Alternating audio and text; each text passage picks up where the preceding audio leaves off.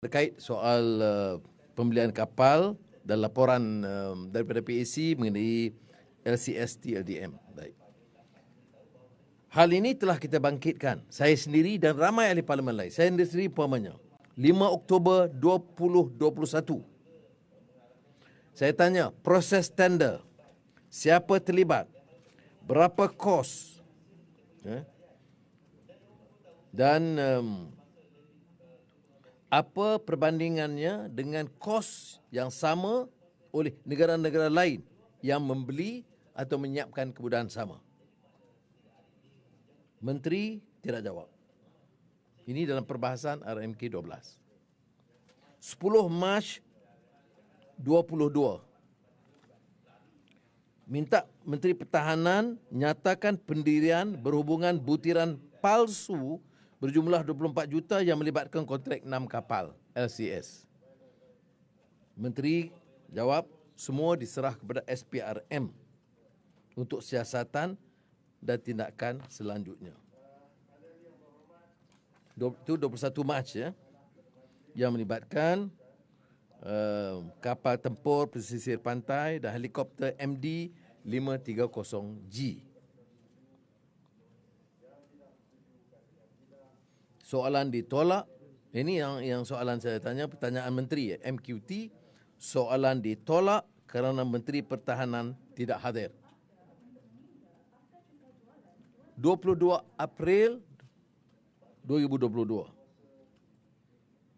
Saya tekankan dalam kenyataan media bahawa keputusan kerajaan yang bersetuju projek perolehan kapal tempur pesisir pantai LCS diteruskan. Dan saya rujuk kepada rekod soalan-soalan di parlimen yang masih belum dijawab. Saya juga tuntut menteri menjelaskan berapa kerugian ditanggung oleh LTAT dalam konteks ini. 27 Julai 2022. Saya tanya lagi, sejauh mana Menteri Kanan Pertahanan dan pegawai-pegawai pertahanan yang dipanggil oleh SPRM untuk tujuan penyiasatan LCS dan helikopter MD 530G.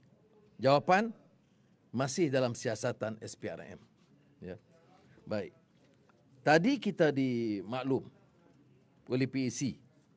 Ya. Sebahagiannya. Ini kalau pada hemat saya, kontrak yang paling besar dan melibat juga skandal yang besar. Kontraknya berjumlah 9.1286 bilion ringgit. Yang telah dibayar 6 bilion ringgit. 66.64%. Belum ada tanda LCS akan disiapkan. Ya. Jadi apa yang kita harus lakukan? Kita dah dedahkan laporan PAC. Saya usulkan, ya, kalau dalam konteks ini sekarang, pertama, untuk pastikan projek ini untuk fasa 2 dan 3 yang berjalan dipantau dan Menteri Pertahanan pada ketika itu, ketua setiausaha mesti dipanggil dan disiasat dan minta keterangan daripada mereka. Dari bukan setakat pengurusan di bawah dipanggil CEO. Ya. Tidak, saya tidak percaya satu projek berkos 6 bilion ringgit itu hanya diputuskan di peringkat bawah pengurusan. Mesti diputuskan oleh menteri. Ya. So, saudara, ini melibatkan kos kepada negara 9.1286 bilion ringgit. Ya. Jadi oleh yang demikian, saya katakan pertama, pantau fasa yang berikut. Kemudian untuk projek yang berikutnya, kita syorkan dia dihentikan. Siapkan apa yang sedia ada, hentikan, dia melibatkan 0.5 bilion ringgit lagi. Dan wang ini patut dipulihkan kepada rakyat sama ada menangani masalah kos sara hidup ataupun kebajikan veteran dan tentera yang sekarang ini tertekan. Ya. Bila tanya kerajaan, wang tidak ada.